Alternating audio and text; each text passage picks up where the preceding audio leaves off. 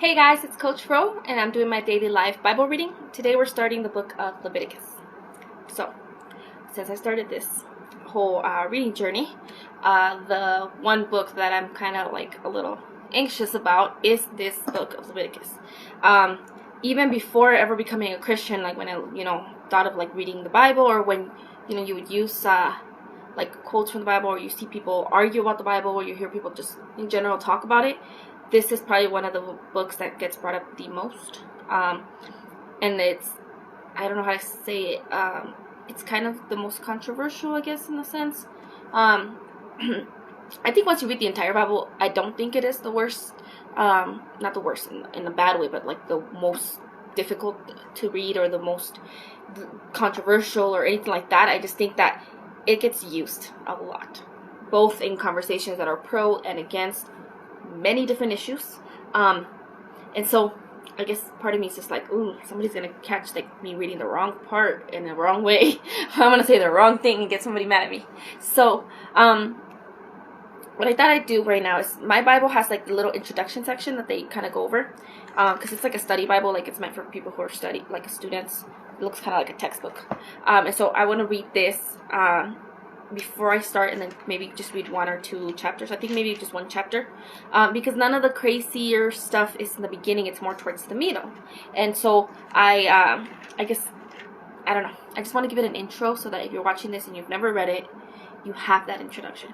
Also, what I'm going to do is, once I upload this onto YouTube, so at bit.ly/Rose Daily Life Bible Reading, I'm going to put the sorry, I couldn't think of the word. I had to drink water. The Bible Project video. So Bible Project is a YouTube channel. They don't go just off of YouTube. They're like on a bunch of other platforms, but they do these really cool animated descriptions of Bible books, and they go into like the overarching theme of the book, how it relates to the entirety of the Bible and the story in several details. And I love reading those and watching those right before actually beginning a book. So then as you read the book, you kind of have an understanding of where it's going. Especially if you're not reading an entire book in one day, like it can be hard to lose track of what the point of what you're reading is, or how it connects back, or you can take things out of context. So I think those are really helpful. Plus they're kind of like cartoony, and they're really easy to watch. And so I will link that one on there. And then yeah, so let me start reading by just reading the little introduction. Let me just show it to you guys so you can see it's like they make it look all like for students. And I'm in my room today because I didn't feel like being over there. Alright, the Bible is just a book of meaningless rules. Doubters sometimes scoff, and then point to the book of Leviticus as evidence. True. Leviticus includes a pretty long list of do's and don'ts. But are these rules really meaningless, and do they have any relevance for us today? At the end of Exodus, the children of Israel watched as a mysterious cloud appeared, and the glory of the Lord filled the tabernacle. What an awesome sight. So how were they to respond? With worship. And that's really the theme of this book. Not so much the importance of following a set of rules, meaningless or not, but rather worshiping God as He deserves to be worshipped. You are to be holy to me, because I, the Lord, am holy. God instructed His chosen people. As you read Leviticus with this verse in mind, you'll discover that God's idea of worship is much bigger than what most people experience at a weekly church service. Worshipping God means living a life that is separate from sin and dedicated solely to bringing Him pleasure. Leviticus means pertaining to the Levites, the priestly tribe who shouldered the responsibility of carrying out the instructions of this book. Leviticus begins with an explanation of the various sacrifices the people must offer to God. These offerings, like grain or a bull, weren't given because God needed them, nor were they given in order to influence God into giving people something in return. They were to be offered as expressions of love, a worshipful response for God's continued protection and provision. But the sacrifices also were intended to provide a means of forgiveness for God's people, so their sins wouldn't get in the way of their relationship with Him. Jesus' death and resurrection later abolished the need for these sacrifices. With such an important responsibility of offering sacrifices to God, holy priests were required, as well as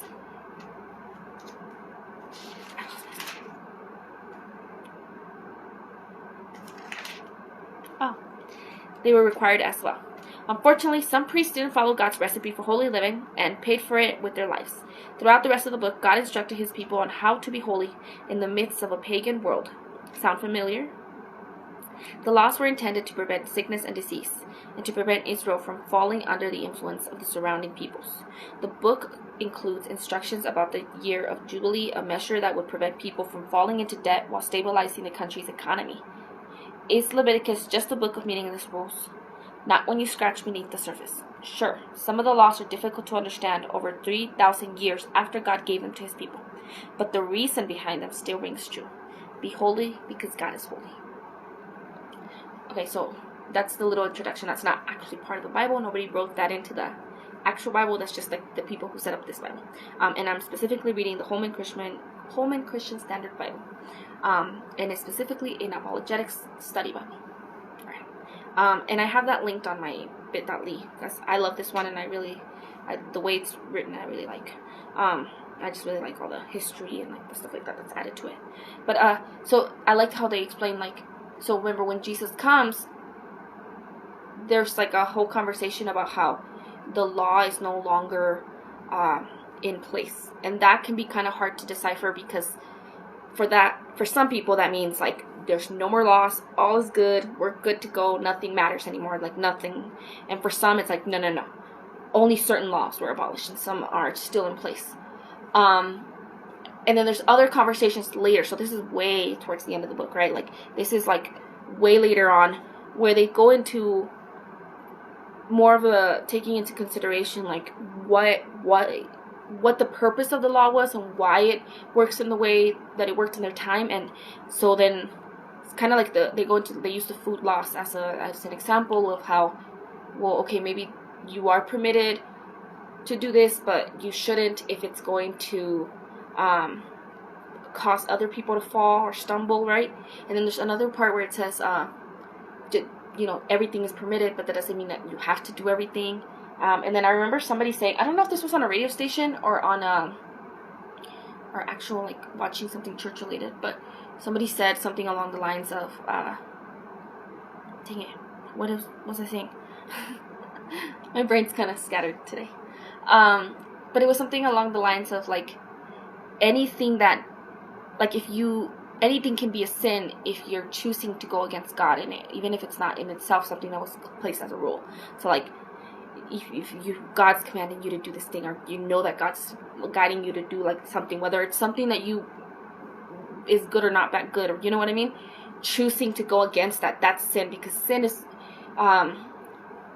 isn't about a specific thing, it's about choosing not to follow God. Do you know what I mean? I forgot the specific definition of sin. But oh man, my brain's really not working today. But basically, sin isn't so much about the specific action as it is about the things that keep us apart from God. Like, we will never be perfect. We will never actually be like God. We will never be perfect in the sense that we'll never be completely sinless. We'll always fall short of that line. But we shouldn't like try to fall short of it. Do you know what I mean? Like we shouldn't like be like, well, let's just go off the deep end. So it's kind of like a hard, especially in today's world, because we live in a very different world than them. And even in today's culture, there are a lot of conversations that are taking place, and a lot of people speaking about a lot of things that may be mentioned in this book. So I don't feel comfortable at any point ever telling somebody like, oh, this is fine to do, or this isn't fine to do, or like that's not a thing anymore, or regardless of how I actually feel about the issue or how I know it's taught at churches. Because part of me feels also like there's a bias regardless of who you speak to. And so it has to come from like where you make that decision based on what you genuinely like looked into and genuinely learned. So you have to read the Bible, actually spend time with God, and actually pay attention to the context, the meanings of the words, the definitions, look up resources of what people say, look at both sides in the sense, not as seeing both sides as equal, just seeing both sides as understanding kind of where they're coming from, so that you can have another stepping stone to understand it deeper before you make a decision, especially with some of the more controversial things in the book. I think that's it. I actually don't think it's the worst book. I know I hear that a lot, and I know like at church my pastor says that, and then I've seen that in a lot of other videos where they're like, I know you ain't reading Leviticus when you study, and I'm just like, this is probably the book that I've read the most. Like I am, just because I know how do I say this? I wasn't a Christian for a very long time, and so this is the book you use to kind of be like, really, really Christians? Is that really what God said? And I get that, because I remember, like, does it really say that? And I have to look it up and be like, it does say that. What the heck? Why are they teaching this then? And that's also what kind of led me closer to God, because, which you would think it would do the opposite. And I think that's how a lot of Christians see it, is that they see Leviticus, right? They're like, well, you're taking that out of context. And people who are not Christians, I would say, are taking a lot of things out of context. Both sides are. But I think from the Christian perspective, you see, let's say, an atheist who then uses some of the things that are in Leviticus as a means to tell the Christian, like, you took things out of context. The Christian may see it on their side like, oh, that's driving them farther from God, right? Like now they're going to not trust in the Bible even more. That wasn't the case for me. I think, if anything, I was like, what? God actually said this? You know, because I think what was driving me away from going anywhere near like religious things or that kind of stuff was the religious things, was the people and what they said and what I thought was being taught by Christian religion or by the Bible, and then reading it and being like, what nobody said that, like nobody explained this to me. That was so helpful for me. So okay, I've done a lot of talking, and since I've done a lot of talking and my phone's at 24%, I'm only going to do one chapter. So this is called the burnt offering. 1. Then the Lord summoned Moses and spoke to him from the tent of meeting. Speak to the Israelites and tell them, when any of you brings an offering to the Lord from the livestock, you may bring your offering from the herd or the flock. If his gift is a burnt offering from the herd, he is to bring an unblemished male. He must bring it to the entrance to the tent of meeting so that he may be accepted by the Lord. He is to lay his hand on the head of the burnt offering so it can be accepted on his behalf to make atonement for him. He is to slaughter the bull before the Lord. Aaron's sons, the priests, are to present the blood and sprinkle it on all sides of the altar that is at the entrance to the tent of meeting. Then he must skin the burnt offering and cut it into pieces. The sons of Aaron, the priest, will prepare fire on the altar and arrange wood on the fire. Aaron's sons, the priests, are to arrange the pieces, the head, and the suet on top of the burning wood on the altar. The offerer must wash its entrails and shanks with water. Then the priest will burn all of it on the altar as a burnt offering, a fire offering of a pleasing aroma to the Lord. Let me stop there real quick. They're basically burning an animal like on a barbecue. And I don't know why, for some reason, when you think of like sacrifice, it sounds horrific. And for some reason, like when it said pleasing aroma, and you're like, why would God like that? And then you like, unless you're a vegan or a vegetarian, if you eat meat and you've done a barbecue, it is a pleasing aroma. And even for like people who don't like meat, they're like, oh, that does smell good. So I think that created like a disconnect in my head of like, oh, for some reason I had this feeling of like sacrifice being this horrible thing, which a lot of people still agree that it's a horrible thing, that it's a horrible thing to do to animals. And there's a whole conversation I have about that. I think I talked about that in the past, but I was like, but it also isn't like it's what we already do just to eat an animal. Do you know what I mean? Like, it's not that, how do I say it? It's not that barbaric. At least not in the way of saying like, oh my God, these people in the past did these crazy things. It's like, I mean, we do it now and we're modern, so who are we to judge them, Okay. That's not to say that there aren't people who are like, this should stop. Okay. But it is his gift for a burnt offering. But if his gift is oh my goodness, I'm so sorry. But if his gift for a burnt offering is from the flock, from sheep or goats, he is to present an unblemished male. He will slaughter it on the north side of the altar before the Lord. Aaron's sons, the priests, will sprinkle its blood against the altar on all the sides. He will cut the animal into pieces with its head and its suet, and the priest will arrange them on top of the burning wood on the altar. But he is to wash the entrails and shanks with water. The priest will then present all of it and burn it on the altar. It is a burnt offering, a fire offering of a pleasing aroma to the Lord. It is his gift to the Lord if his gift, I'm having a hard time talking today, sorry. If his gift to the Lord is a burnt offering of birds, he is to present his burnt offering from the turtle doves or young pigeons. Then the priest must bring it to the altar and must twist off its head and burn it on the altar. Its blood should be drained at the side of the altar. He will remove its digestive tract, cutting off the tail feathers, and throw it on the east side of the altar at the place for ashes. He will tear it open by the wings without dividing the bird.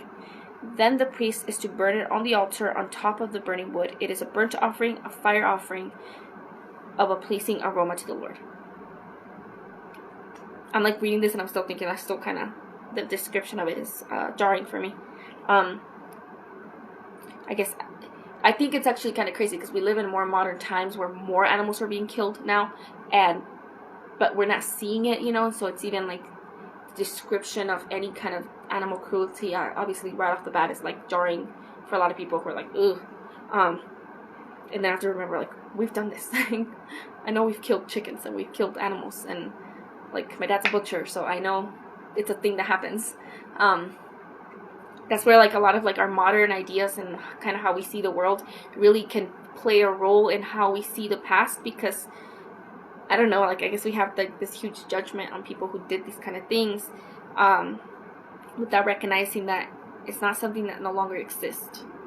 It's not for the same reasons, obviously, but I would, it sounds horrible, but I guess I would say that if you 100% believe that you are making a sacrifice to your God for the sake of atoning your sins, like for your salvation, right? I would say that that's a more noble reason to kill an animal than just because you want to have burgers. Do you know what I mean? Especially when like in our society we don't have to have burgers. So, if anything, I would say that we live in a more cruel society sometimes, in some respects. That's not to say that this isn't very different than what we do. We don't sacrifice animals for the sake of connecting to God, which is a good thing, right? It's the Bible itself says that's a good thing. God gave us something better. So, yeah. I hope I didn't say anything weird. So, what else did I say? Tomorrow we'll read, there's this is the burnt offering, and then so we're going to go into a couple other kinds of offerings. So they go into like specific types of like what you give, like so this it explained if you gave from a certain type of animal, and that had to do, and I think it goes into that like if what you had, right? So then it goes into the types of offering based on what you did or the purpose of the offering, right? And then it goes into, so the offerings are gonna last a little bit. It's like, yeah, okay, so like a good 8 chapters of that, and then we're gonna talk about some more of like the rules, I guess. So it talks about like the priests and stuff like that. Remember I told you guys that we would talk about like the Leviticus and the Levites and kind of their role. Then they go into rules, and so then maybe you'll see if you go watch the Bible Project. You can also, let me see if I can look up something that explains the whole law, because they separate them into different types of rules. I don't know if that's something where that idea comes from or who decided that. I'd have to look that up. But I've heard people say like, oh, well, when they talk about the law, they only mean these laws, not these ones, because there's like, there were some that had to do with eating, while some have to do with sex. So maybe I can't remember where it explains that. So if I can find it, I'll find it and I'll add it on here, or when it comes up, I'll add it on here. Okay, that was a lot. I hope you guys are doing well. I hope I didn't say anything that was really bad. I think it's hard because like I have people, and I share all this stuff with people who are like, all sorts of different beliefs and ideas and practices, and so it's kind of hard to talk about things in a way that isn't rude or offensive, and without me either denouncing what's said in the Bible, but also without me taking on meanings that aren't meant to be in the Bible either, because I think a lot of Christian culture and a lot of things that are considered Christian aren't even Christian. Like, I'm just like, there's so many things that I thought were Christian that are like they're not even in the Bible, and I don't get where that came from. So at the same time, I have my own personal beliefs and my own personal ideas that I back to battle against and be like, okay, well, I believe this, or I want this to be true, or I understand the basic argument for this, or I agree with these people. But then having to kind of battle with, is that not what God wants me to think? And that's how it should be, I guess. But it's hard. So if I say something that you don't like, tell me, and we could talk about it, and I can maybe go into it or look it up or something, because I think there's no way for anybody to be right 100% of the time. And I'm not a priest. I'm not studied in this outside of personal study. So, alright guys, thank you so much for watching. Make sure, if you are not caught up, I will add this to my IGTV, so the entire book of Leviticus from here on will be on IGTV, but it's also the entire Genesis, Job, and Exodus are also on my playlist on YouTube at bit.ly/Rose Daily Life Bible Reading, which I will link in the IGTV. Alright, thank you guys. I hope you have a wonderful day. Peace out.